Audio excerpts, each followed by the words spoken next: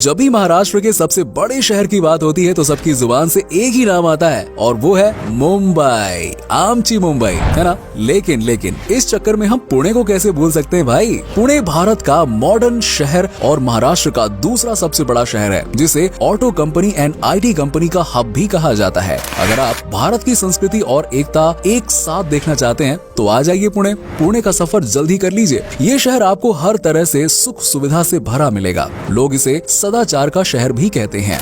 एक ऐसा शहर जहां की शॉपिंग मॉल, कॉलेज, चौड़ी सड़कें, बड़ी बड़ी सरकारी ऑफिसेज देखकर आपको भारतीय होने पर जरूर गर्व महसूस होगा। चलिए दोस्तों, एक साथ चलते हैं खूबसूरत शहर पुणे के सफर पर। दोस्तों, पुणे भारत के महाराष्ट्र राज्य का एक महत्वपूर्ण शहर है। ये भारत का 6वां सबसे बड़ा और महाराष्ट्र का दूसरा सबसे बड़ा शहर है। पुणे सह्याद्री माउंटेन्स के पूर्व और समुद्र तल से 560 मीटर या 1837 फुट की ऊंचाई पर है। ये शहर महाराष्ट्र के पश्चिम भाग मुला और मुठा इन दो नदियों के किनारे बसा है। भीमा नदी की उपनदियां मुला और मुठा के संगम पर ये शहर बसा है।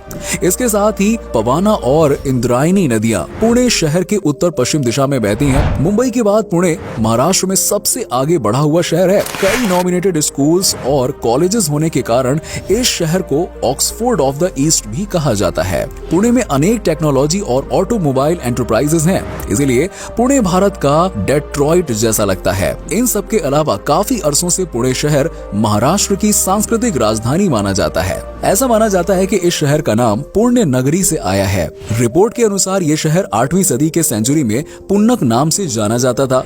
फिर 11वीं सदी में ये शहर कस्बे पुणे या पुनवड़ी नाम से जाना जाने लगा। मराठा साम्राज्य के दौरान इस शहर को पुणे नाम से बुलाया जाने लगा और बाद में ब्रिटिश ने उसे पूना शब्द का इस्तेमाल करना शुरू किया, लेकिन आखिरी में ऑफिशियली शहर को पुणे नाम से ही जानने लगे। दोस्तों, पुणे में रहने वाले लोगों को पुणेकर कहकर भी बुलाया जाता है। इस शहर की मुख्य भाषा मराठी है, लेकिन अंग्रेजी और हिंदी भाषा भी यहाँ अक्सर बोली जाती है। अंग्रेजी भारत के पुणे शहर में आमतौर पर बोली जाने वाली भाषाओं का हिस्सा बन रही है। आधे से ज्यादा आबादी द्वारा बोली जाने वाली पुणे की सबसे आम भाषा मराठी है। दरअसल मराठी महाराष्ट्र राज्य की ऑफिशियल लैंग्वेज है। मराठी के अलावा हिंदी भी पुणे में आमतौर पर इस्तेमाल की जाने वाली भाषाओं में से एक है और पूरे शहर में व्यापक रूप से इस्तेमाल की जाती है। इसके अलावा शहर में कई अन्य भारतीय भाषाएं भी बोली जाती हैं। गुजरात और पारसियों के लोगों की एक बड़ी संख्या है जो गुजराती बोलते हैं। पुणे शहर में कई धर्मों का पालन किया जाता है। जैसे जैसे दिन ब दिन लोग पढ़ाई के सिलसिले में या काम के सिलसिले में पुणे जा रहे हैं, शहर की धार्मिक पहचान एक बड़े बदलाव के दौर से गुजर रही है। विभिन्न धार्मिक बैकग्राउंड वाले लोग इस शहर में रह रहे हैं। पुणे में पालन किए जाने वाले प्रमुख मार्गों में से एक हिंदू धर्म है। साथ ही पुणे शहर सिखों, ईसाइयों और मुसलमानों जैसे अन्य धर्मों के लोगों के लिए भी घर के रूप में अपनी भूमिका पालन करता है। हालांकि उनकी संख्या बहुत बड़ी नहीं है, फिर भी वो कुल आबादी का एक महत्वपूर्ण माइनॉरिटी है। पुणे में प्रचलित अन्य धर्मों में बौद्ध धर्म, जैन धर्म और पारसी धर्म भी शामिल है। गौरवशाली शहर पुणे को महाराष्ट्र राज्य की सांस्कृतिक राजधानी के रूप में घोषित किया गया है। शहर का एक समृद्ध अतीत है जो 1600 साल से भी अधिक पुराना है और इसकी जड़ें गहरी हैं, जिसे यहाँ मनाए जाने वाले विभिन्न क्षेत्रीय और राष्ट्रीय त्योहारों में देखा जा सकता है। पुणे के लोग विभिन्न त्योहारों जैसे कि गुड़ी पड़वा, गणेश चतुर्थी, शिवाजी महाराज जयंती, दिवाली जैसे त्योहारों को बड़े जोरों शोरों से मनाते हैं। एक बात और जो पुणे में रहने वाले सभी लोगों के लिए समान है, वो है उनकी कभी ना मरने की भावना। जी हाँ, एजुकेशनल बैकग्राउंड और उनकी इकोनॉमिकल बैकग्राउंड या फिर उनका धर्म जो भी हो, वो जीवन को पूरी तरह से जीना जानते हैं। यहाँ हर इंसान खुद का आनंद लेने का एक तरीका ढूंढ लेता है और शहर भी इन सभी की जरूरतों को पूरा करता है। पुणे के लोग कला और शिल्प, संगीत और आध्यात्मिकता में भी बहुत रुचि रखते हैं। पुणे में बड़ी संख्या में सॉफ्टवेयर कंपनीज के साथ साथ देश के कुछ बेहतरीन प्रोफेशनल इंस्टीट्यूशन ने ब्रांचेस खोली हैं। इसके कारण देश के साथ साथ दुनिया के अन्य हिस्सों से लोगों का एक बड़ा स्रोत बहा है। जैसे जैसे शहर को कॉस्मोपॉलिटन कैरेक्टर मिल रहा है, वैसे वैसे इसकी संस्कृति में भी कुछ बदलाव आने लगा है। विभिन्न जातियों, पंथों, धर्मों और आर्थिक पृष्ठभूमि के लोगों को यहाँ पाया जा सकता है। पुणे में सॉफ्टवेयर कंपनीज और प्रोफेशनल इंस्टीट्यूशंस की स्थापना के साथ शहर ने एक मल्टी एथनिक पर्सनैलिटी को भी पनाह दी है। पुणे के लोग विभिन्न संस्कृतियों के मिलाव का प्रतिनिधित्व करते हैं और शहर विभिन्न सभ्यताओं के मिश्रण की तरह बन गया है। इस शहर में रहने वाले लोग बहुत कोऑपरेटिव नेचर के होते हैं। यहाँ के लोग हर समय मदद करने को तैयार मिलेंगे जब भी आपको उनकी जरूरत पड़े तो।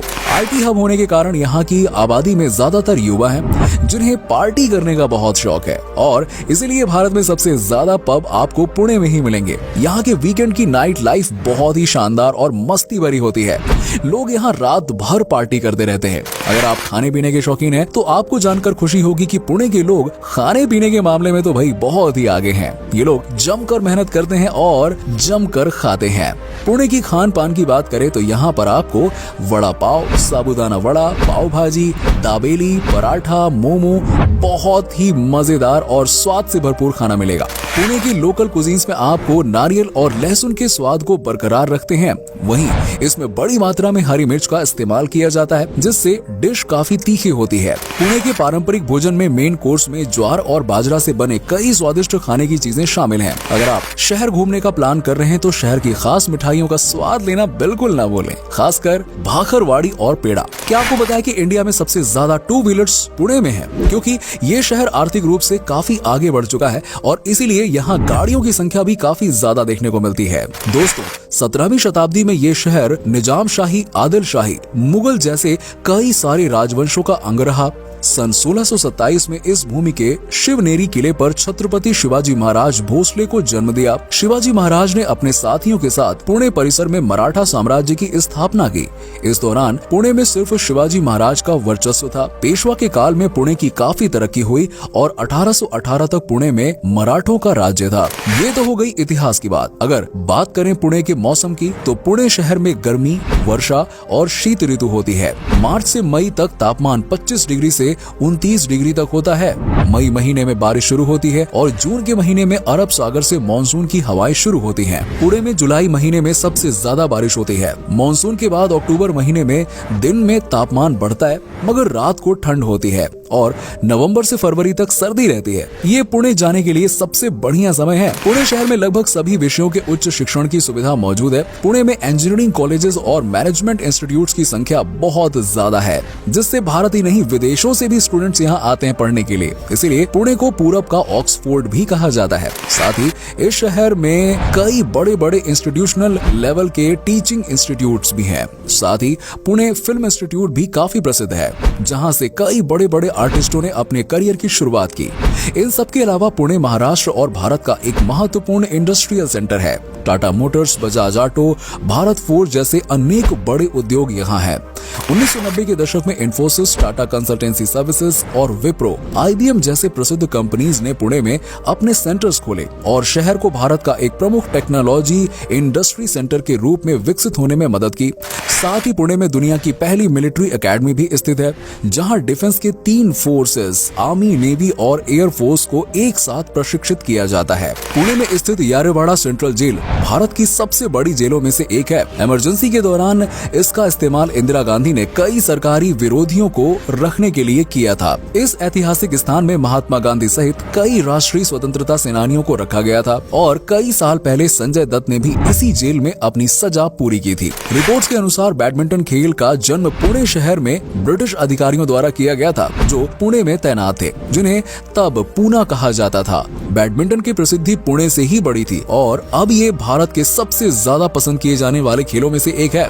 अगर आप पान या गुटखा खाने के शौकीन हैं तो पुणे आपका स्वागत कभी नहीं करेगा। पुणे में पब्लिक प्लेसेस पर थूकने पर आपको भारी जुर्माना और खुद से उस जगह को साफ करना पड़ सकता है। पुणे को साफ रखने के लिए ये कड़े नियम बनाए गए हैं। पुणे शहर को लोग हमेशा इसके मराठा इतिहास के लिए जानते हैं, लेकिन जितना विशाल इस शहर का इतिहास है उतने ही काबिल यहाँ के लोग भी हैं। पुणे में न सिर्फ देश को बल्कि दुनिया को ऐसे महान कलाकार और खिलाड़ी दिए हैं जिन्होंने अपने अपने क्षेत्र में काफी नाम कमाया है, जिनमें राधिका आप्टे, सोनाली कुलकर्णी, लिलिट दुबे, गौहर खान, मुग्धा गोडसे, मोना सिंह के नाम प्रमुख हैं। इसके साथ ही भारतीय स्वतंत्रता संग्राम में पुणे के नेताओं और समाज सुधारकों ने महत्वपूर्ण योगदान दिया। लोकमान्य तिलक और सावरकर जैसे नेताओं के कारण पुणे देश के नक्शे पर अपने महत्व को दर्शाता रहा। दोस्तों, ये था खूबसूरत शहर पुणे। उम्मीद करता हूँ कि आपको हमारा ये एपिसोड पसंद आया होगा। नीचे हमें कमेंट करके जरूर बताएं कि आज की वीडियो में आपको पुणे की कौन कौन सी बात सबसे अच्छी लगी। आप में से अगर कोई पुणे से है तो हमें जरूर बताइएगा। वैसे क्या आप कभी पुणे गए हो, और अगर गए हो तो आपका एक्सपीरियंस कैसा रहा, ये भी हमारे साथ जरूर शेयर कीजिएगा।